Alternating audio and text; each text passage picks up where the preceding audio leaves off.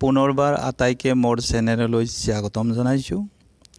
আজি এটি গুৰুত্বপূৰ্ণ ভিডিঅ' আপোনালোকৰ মাজলৈ লৈ আহিছোঁ আৰু আজিৰ ভিডিঅ'টোত আমি আলোচনা কৰিম অসম পুলিচে যিটো অনলাইন সেৱা অনলাইন পৰ্টেল মুকলি কৰিছে আসাম পুলিচ সেৱা সেতু বুলি আৰু সেই পৰ্টেলটোৰ সহায়ত আমি অতি সহজে ই-কমপ্লেইন বা অনলাইন যোগে আমি অভিযোগ দাখিল কৰিব পাৰোঁ।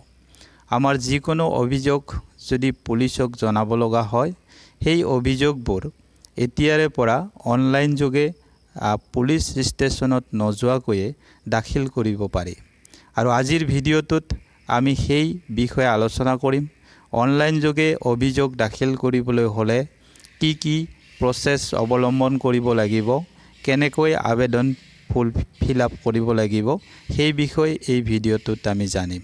আপোনালোকে ভিডিঅ'টো ভাল পালে মোৰ চেনেলটো ছাবস্ক্ৰাইব কৰিব। আগলৈ এনেকা ধৰণৰ ভিডিঅ' আহি থাকিব। লাইক কৰিব, শ্বেয়াৰ কৰিব, তেতিয়া মই অনুপ্ৰেৰণা পাম।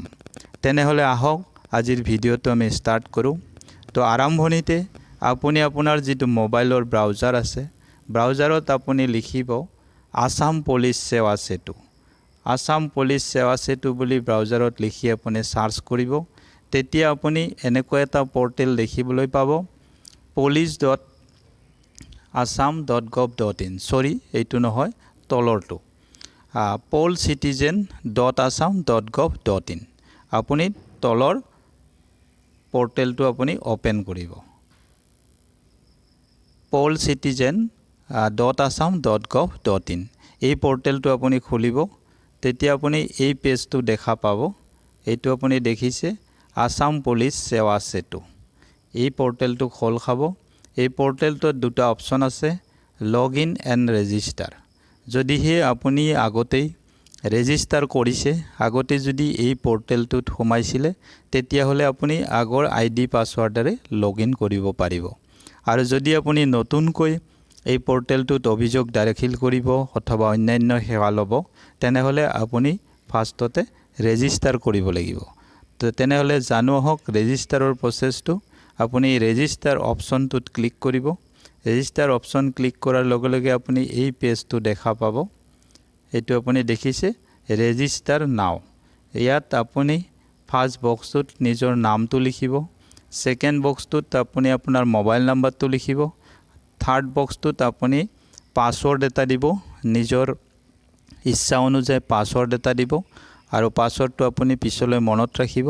পাছৱৰ্ডটো কনফাৰ্ম কৰিব, মানে আকৌ এবাৰ লিখিব একেটা পাছৱৰ্ডে। তাৰপিছত ছেকেণ্ড আছে আপোনাৰ R U A police personal, যদি হয় আপুনি য়েছ কৰিব, নহ'লে ন কৰিব। নেক্সট আপুনি এই সৰু বক্সটো I am not a robot ইয়াত টিক কৰিব আৰু তাৰপিছত আপুনি গেট OTP অপশ্যনটোত ক্লিক কৰিব। তেতিয়া আপোনাৰ মোবাইলত এটা OTP আহিব আৰু সেই OTPটো আপুনি এই পেজটোত এনেকুৱা ধৰণে আহিব। কেইটামান বক্স আহিব, সৰু সৰু বক্স। এই বক্সত আপোনাৰ মোবাইলত অহা OTPটো আপুনি লিখিব, এণ্টাৰ কৰিব। তাৰপিছত ভেলিডেট OTP অপশ্যনটোত ক্লিক কৰিব। যেতিয়া আপোনাৰ OTPটো ভেলিডেট হ'ব তেতিয়া আপুনি এই পৰ্টেলটোৰ ভিতৰত সোমাব পাৰিব। তেতিয়া নেক্সট পেজটো আহিব, আকৌ আগৰ যিটো ফাৰ্ষ্ট পেজ সেই পেজটো আহিব। ইয়াত আপুনি প্ৰথম অপশ্যনটো দেখিছে ই-কমপ্লেইন বা অভিযোগ, অনলাইন অভিযোগ। ইয়াত আপুনি ক্লিক কৰিব। ক্লিক কৰিলে আপুনি নেক্সট পেজটো এনেকুৱা ধৰণে দেখা পাব। এইটো হৈছে আপোনাৰ ৰেজিষ্ট্ৰেশ্যন ফৰ্ম। আপুনি নিজৰ বিষয়ে যিখিনি তথ্য সেই তথ্যখিনি ইয়াত আপুনি দাখিল কৰিব লাগিব। যেনে আপোনাৰ নামটো লিখিব, father's name, mother's name, male female কি হয় সেইটো লিখিব, অল্টাৰনেট মোবাইল নাম্বাৰ, আপোনাৰ ইমেইল ID, তাৰপিছত আপোনাৰ প্ৰেজেণ্ট এড্ৰেছ আৰু তলফালে আহিব আপোনাৰ পাৰ্মানেণ্ট এড্ৰেছ। তো প্ৰেজেণ্ট এড্ৰেছ, পাৰ্মানেণ্ট এড্ৰেছ এই গোটেইখিনি আপুনি লিখিব, এইখিনি ফিল কৰিব। নেক্সট আপুনি তলফালে আহিব, তলফালে আপুনি দেখিব ইয়াত প্ৰেজেণ্ট এড্ৰেছ আৰু পাৰ্মানেণ্ট এড্ৰেছৰ গোটেইখিনি আছে। আপোনাৰ পুলিচ ষ্টেচন, পিন নাম্বাৰ, এই গোটেইবিলাক আপুনি ফিল আপ কৰিব। তাৰপিছত আপুনি ইয়াত দেখা পাব আপলোড ফটোগ্ৰাফছ, আপোনাৰ ফটো এখন আপলোড কৰিব লাগিব। ফটোখন JPG বা JPEG ইমেজত হ'ব লাগিব আৰু 2 MBতকৈ কম সাইজ হ'ব লাগিব এই ফটোখন আপুনি আগতীয়াকৈ স্ক্যান কৰি ৰাখিব আৰু সেই ফটোখন আপুনি চুজ ফাইল কৰি আপলোড কৰিব নেক্সট আপোনাৰ আইডি প্ৰুফ আপলোড কৰিব লাগিব আইডি প্ৰুফ আপোনাৰ ভোটাৰ আইডি হ'ব পাৰে ড্ৰাইভিং লাইসেন্স হ'ব পাৰে পাসপোৰ্ট বা আধাৰ কাৰ্ড যিকোনো এখন আপুনি আপলোড কৰিলে হ'ব সেইখনো আপোনাৰ JPG বা JPG ফৰমেট আৰু 2 MBতকৈ কম সাইজ এই দুটা ডকুমেন্টস আপুনি আপলোড কৰিব আপলোড কৰাৰ পিছত আপুনি তলফালে আকৌ যাব তলফালে আপুনি দেখিব ইয়াত আছে আপোনাৰ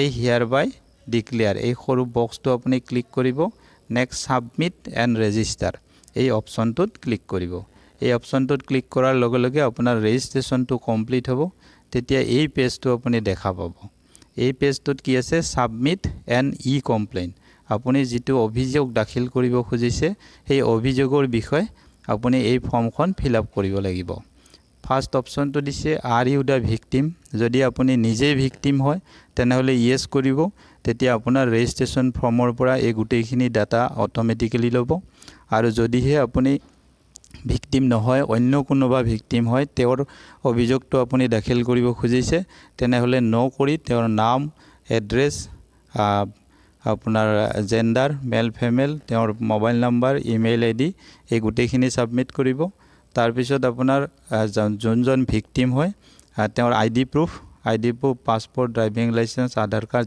যিকোনো এখন এটো আপুনি সাবমিট কৰিব লাগিব তাৰ পাছত আপোনাৰ ভিকটিমৰ ঠিকনা এড্ৰেছ এই এড্ৰেছখিনি লিখিব পাৰ্মানেন্ট এড্ৰেছ প্ৰেজেন্ট এড্ৰেছ দুইটা লিখিব যদি পাৰ্মানেন্ট আৰু প্ৰেজেন্ট এড্ৰেছ দুইটা সেম হয় তেনেহলে এই সেম বক্সটোত ক্লিক কৰিব তো এইখিনি ভালকৈ ফিল আপ কৰিব নেক্সট আপুনি ইয়াত পাব ভুক্তভোগীৰ বৰ্তমানৰ ঠিকনাখিনি গুটেইখিনি কৰিব তাৰ পাছত নেক্সট তললৈকে আহি থাকিব তললৈকে আহিলে আপুনি দেখা পাব ঘটনাৰ বিৱৰণ আপোনাৰ যেটো অভিযোগ আছিল সেই অভিযোগটোৰ বিৱৰণ ইয়াত আপুনি লিখিব লাগিব আপোনাৰ ঘটনা সংঘটিত হোৱা জিলা কোনখন জিলাত এই ঘটনাটো হৈছে তাৰপিছত সেই জায়গাটো আপোনাৰ কোনটো পুলিশ ষ্টেচনৰ অন্তৰ্গত হয় আৰু ঠাইখনৰ নাম কোনখন ঠাইত কোনখন গাঁৱত বা কোনখন চহৰত হৈছে সেইটো লিখিব লাগিব নেক্সট আপোনাৰ ভিকটিমৰ ভুক্তভোগীৰ সিগনেচাৰটো এখন কাগজত সিগনেচাৰটো লিখি পেলাই আপুনি ফটো মাৰিব আৰু তাৰ পাছত ইয়াক আপুনি আপলোড দিব JPG বা JPG ফৰমেটত হ'ব লাগিব 2 MBতকৈ কম সাইজত তাৰ পিছত আপোনাৰ ইনসিডেন্টৰ স্টাৰ্ট ডেট কোনটো ডেটত আপোনাৰ ইনসিডেন্ট ঘটনাটো আৰম্ভ হৈছে কোনটো ডেটত শেষ হৈছে আৰু সেই ডেটৰ কিমান টাইমৰ পৰা কেইটা বজাৰ পৰা আৰম্ভ হৈছে আৰু কেইটা বজাত শেষ হৈছে এই গুটেইখিনি আপুনি লিখিব নেক্সট আহিব আপুনি এখন হোৱাইট পেপাৰত এখন এপ্লিকেশন লিখিব লাগিব যেটো অভিযোগখিনি তাত ডিটেইলছ কে আপুনি লিখিব আৰু সেই এপ্লিকেশনখন স্ক্যানিং কৰি বা মোবাইলেৰে ফটো মাৰি আপুনি ইয়াত আপলোড দিব সেইখন আপোনাৰ 2 MBতকৈ কম সাইজ JPG বা JPG ফৰমেট হ'ব লাগিব তো আপোনাৰ হাৰ্ড কপি যিখন আপুনি লিখিব সেইখন আপুনি আপলোড দিব তাৰ পিছত তলফালে আহিব তলফালে আপুনি দেখা পাব অন্য এটা বক্স আৰু এই বক্সটোত যেটো আপোনাৰ অভিযোগ আছিল আপুনি এপ্লিকেশনখনত যিমানখিনি অভিযোগ এপ্লিকেশনখনত আপুনি ডিটেইলছ কে লিখিব হাৰ্ড কপিখনত আৰু এইখিনি জায়গাত আপোনাৰ থুলমূল কৈ আপোনাৰ অভিযোগটো এই বক্সটোত আপুনি লিখিব মেইন যিখিনি কথা সেইখিনি কথা আপুনি ইয়াতে ডিটেইলছত লিখিব তাৰ পিছত তলফালে সৰু বক্স দিব দেখা পাব I hereby admit that information furnished is correct and true based on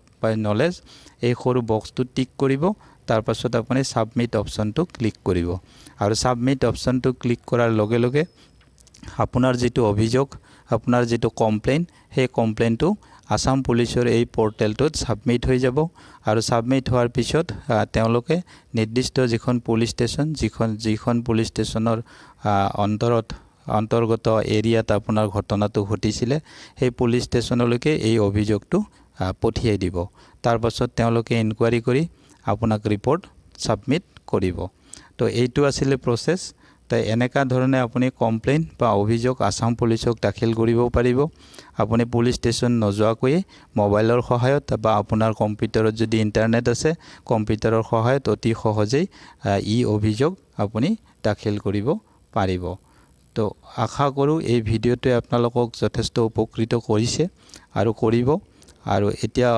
Assam পুলিচে এইটো অতি সহজ পোৰ্টেল ৰাইজৰ কাৰণে মুকলি কৰি দিছে সকলোৱে ইয়াৰ সুবিধা ল'ব পাৰিব আৰু ইয়াৰ পিছত আপুনি অভিযোগটো দাখিল কৰাৰ পিছত সাবমিট কৰাৰ পিছত নেক্সট আপুনি 2-3 দিন পিছত অভিযোগৰ ষ্টেটাসটো চাব পাৰিব তাৰ কাৰণে আকৌ আপুনি যেটো পাসওয়াৰ্ড দিছিলে আৰু যেটো মোবাইল নাম্বাৰ আপুনি ৰেজিষ্ট্ৰেচনৰ সময় দিছিলে হেইটোৰে আপুনি ৰি-লগইন কৰিব আৰু ৰি-লগইন কৰিলে আপুনি ষ্টেটাসটো দেখা পাব আপোনাৰ কমপ্লেইন নাম্বাৰটো দেখা পাব আপোনাৰ মোবাইলত মেছেজও আহিব কমপ্লেইন নাম্বাৰটো তে কমপ্লেইন নাম্বাৰ দেখা পাব ষ্টেটাস দেখা পাব কোনটো ষ্টেজত আছে তে হেই গুটেইখিনি আপোনালোকে মোবাইলৰ সহায়তে চাব পাৰিব তো এইটো আছিল আজিৰ ভিডিওটো আশা কৰো আপোনালোকে উপকৃত হ'ব আৰু আপোনালোকে ভিডিওটো ভাল পালে লাইক কৰিব শেয়াৰ কৰিব চেনেলটো সাবস্ক্ৰাইব কৰিব আগলৈ এনেকা ধৰণৰ ভিডিও অনাৰ প্ৰতিশ্ৰুতিৰে আজি ইমানতে এৰিছো ধন্যবাদ